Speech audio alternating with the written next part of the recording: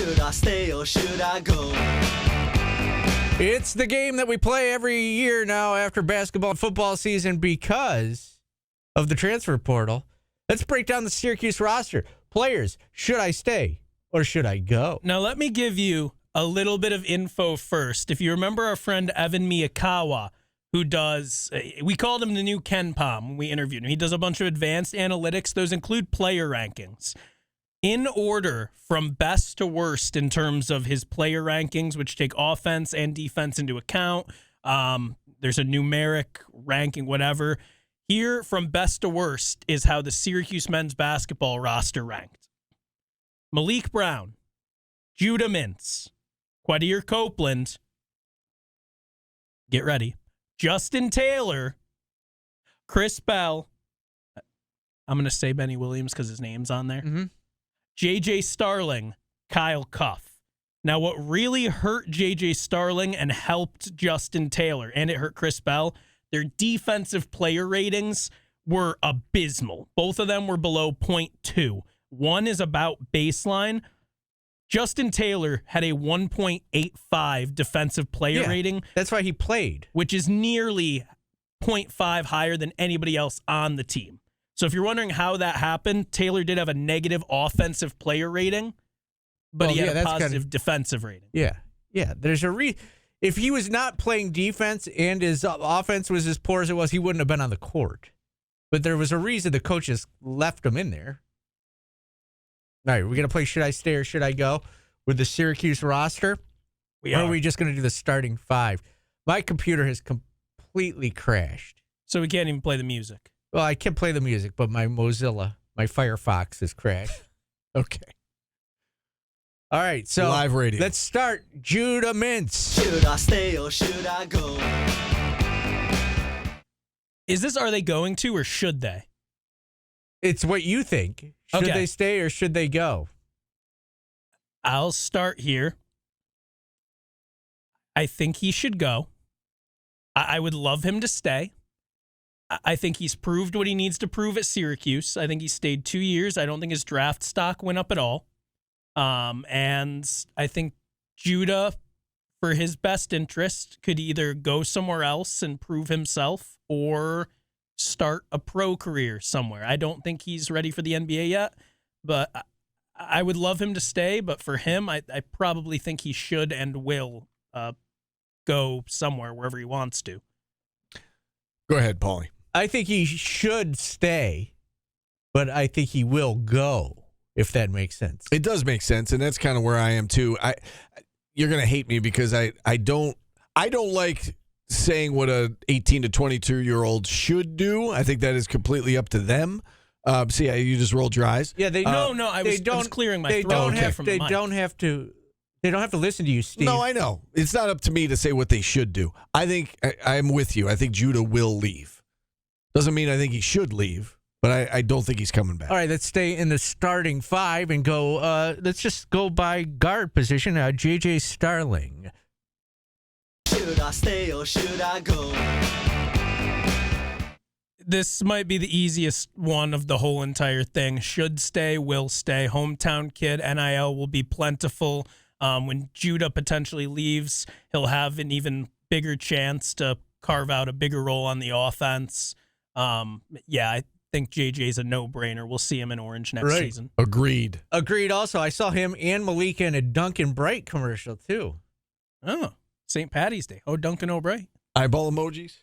Oh, don't. NC State social media had a field day with that. They did a great job. Did you hear Kevin Keats post-game after the win? No. He said, on Q Sports Talk, you can see the motion. He said, you can record this.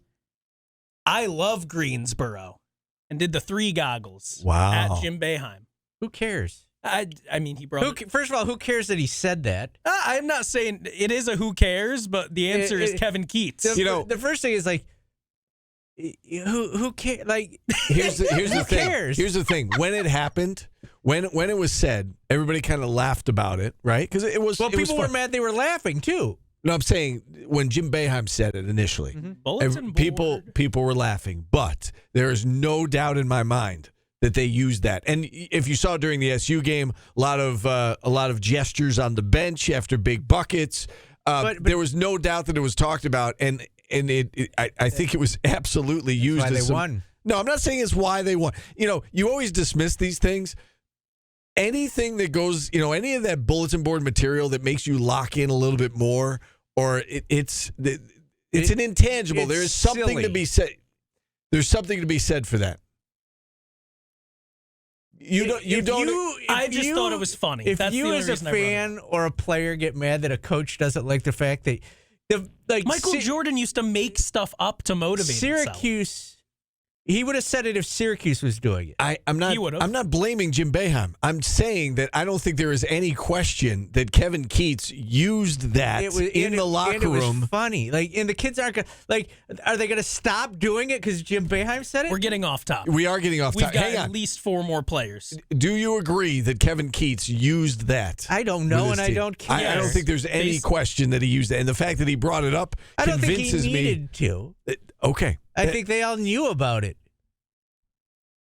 Okay, and I do listen. It's not why they won the game, but there is no doubt in my mind that fueled them to some degree. They got All a chip right. on their shoulder. Here Yes. we go. Kyle Cuff is a guard also. He is not even one of them who I thought we'd do. Should I stay or should I go? Yeah, I think he should stay. I think he should stay. I think he will stay. He reposted the Syracuse men's basketball conference schedule the other day. I don't think you do that if you got a foot out the door. Justin Taylor also is a guard. By Technically, birth, yeah. by birth, he's a guard. Let's go, Justin Taylor. Should I stay or should I go? This kind of goes back to Judah. Listen, I have no problem if he stays. I don't think he's going to, if I had to guess. I don't have an issue if he stays either. His role will be diminished greatly if he does. So for his own best interest, I would probably go. But I don't care either way. Yeah, I would agree with that. He's going to have a diminished role. And he wasn't supposed to be a starter this year. Yeah, all the guards. We weren't expecting him to be a starter. All the guards are probably going to have diminished roles next year. Most. Well, they'll have to figure it out. Cuffs will be probably diminished if that's possible. I like Justin Taylor as a piece on this team, and honestly, I would like if he stayed in a lesser role. I think for his best interest, he should go. I think he will go. If you go on Twitter X last night, you can see what people are liking, and here are some of the tweets that Justin Taylor liked last night. Justin Taylor kills this team all year long, might actually be the most unathletic player in Division I basketball. No more Justin Taylor, please. That guy is awful. Justin Taylor, hit the portal tonight. Can we give NIL money to Justin Taylor to just leave? Justin himself liked all of those tweets. I don't think you do that if you're staying. I don't know, but you guys are now saying, but if he says goggles on the air, you use that as motivation. You don't think he motivates himself with those kind of tweets? Potentially. Well, yeah, but Kevin Keats didn't go like tweets of the video. He did it privately with his team. But then he was out. You just said he did it at the press conference. Yes, but liking tweets is It a could be slightly different motivation. thing than mentioning it after a win to dunk on It also somebody. could be, hey, look, I'm watching. I'm checking these tweets. You could be right, but Keeping I don't think receipts, so. as the kids Yes, would Yeah, say. he could have been trying to scare people, like, hey, I'm here. I see you. Yeah, Quadir Copeland, guard, also by birth, but not by roster build. Man, I say stay. I know that you are. It sounds like you're kind of leaning the other way, Paulie. I say stay to all of them. I would like them all back. in terms of what they're going to do, but though. I also feel like, is he going to play next year? He's one-dimensional, really, at the guard position. I think he Starling will showed. be here. I think he showed that there is a place for him on the floor. Here's this year, my because there's question. no depth. My question for Quadir Copeland. If he's going to get minutes next season, I think a lot of it will likely be in a similar kind of forward spot. I think SU's going to get some sort of guard. Does Quadir Copeland want to keep doing that, or does he want to go somewhere where they'll let him be the starting point guard? Right. I would love Quadir Copeland to stay. I think he really likes it here. Maybe I'm crazy. I could kind of see him leaving and going somewhere where he'll get to play 30-plus minutes every game, starting the game. Here's do what the he thing, wants. though. Where is the somewhere? I don't because, know. It doesn't have to necessarily be a more prestigious program. Well, right. So he is at a Power 5 school right now on a team that I think has a good chance of making the NCAA tournament next year. And he showed this year that he earned his minutes. I mean, he was playing 25, 30 minutes a game towards the end of the year.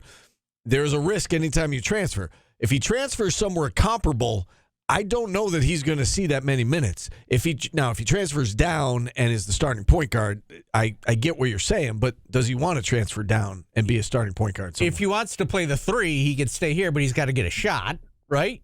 You can't play the 3 and not be able to shoot. I mean, maybe he's the starting point guard next season and JJ's at the 2 and Moore comes off the bench. I don't know. Then you got more, but what about Chance Westry? There's a lot of guys about him because you got Chance Westry, you've got Cuff, you've got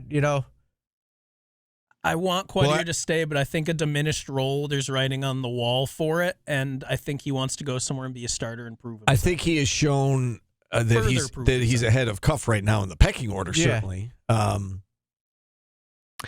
I don't know. You look at his last 2 games, I guess. He was 4 for 11 from 3-point range. He definitely has to improve his shot. I don't think there's any doubt about that. I think there's a spot for him. Malik Brown. He's staying. Absolutely. Oh, he's easily staying. Chris Bell. I think he's the most intriguing one of the entire roster. I think he's the most replaceable in the portal of all of them. I think he should stay, and I think assuming Judah leaves, that will create potentially more chances for him to be a focal point of the offense, and I think he will stay. I think he understands how crucial he can be to this team. Final one, Peter Carey. I don't know, man. Gone. I don't know, man. Gone. I don't know. He's got to go. They got to find a way to go. Because you need a center that can play, and that scholarship's being chomped up. I'll just say he stays for the fun of it. Yeah, I would say he's probably gone. Okay, if I had to guess, we did it. You want to switch topics now, Steve? Well, I was just going to make one comment on Bell. You said he's the most replaceable, and I get why you're saying that because it refers to his defense and his rebounding. However, he's a one-dimensional player. Right, but the one dimension's pretty good. So you say he's very replaceable. So would you agree with me that kids nowadays can shoot the basketball much better than they used to? And there's a lot of kids that could shoot. What was the biggest issue on the team this year? Rebounding. Shooting second, probably. I think I would say 3-point shooting. I would probably put 3-point shooting just a nudge ahead of rebounding because, I mean, even like they held their own in a lot of games. They didn't win the rebounding battle a ton in the ACC, but they held their own. It's crazy to say this, but if Judah leaves, they'll probably be better at it next year. At 3-point shooting? Yeah. Okay. They'll have a guard that can shoot. To me, that was the biggest issue, though, this year was the 3-point shooting, and he was your best at it. And he was 42%, and he had some games where he just couldn't miss. Yeah. He was 42%, and he was inconsistent at times. So to say that he's the most replaceable, I don't know about that. I don't know. I feel like shooting is a shooting player is a dime a dozen. You want somebody that could shoot close to his. If you got somebody that shot 39%, but rebounds, can score off the dribble, it can maybe shoot off of a screen, you're going to improve. And I get what you're saying. I want him back. I want his court visuals to change, but I want him back. But I just think that he's a dime a dozen. He might be one of the best shooters in the country, but he doesn't do anything else. But again, we see at times just how athletic he is. I mean, some of the plays he makes in transition defense. Yeah, but he's got to want to do it. That's why I would say I would give you a little pushback on the he's a dime a dozen because I think it's there. Yeah, but he doesn't do it. Right. What makes you think he's going to start? Because I think he realizes he needs to, and he seemed to realize it towards the end of the season. He got 0 rebounds in the biggest game of the year. Well, he was also he played 21 minutes. I mean, I'm not excusing that. Yes, you would like to see him rebound the ball more. He started to rebound more later on in the season. I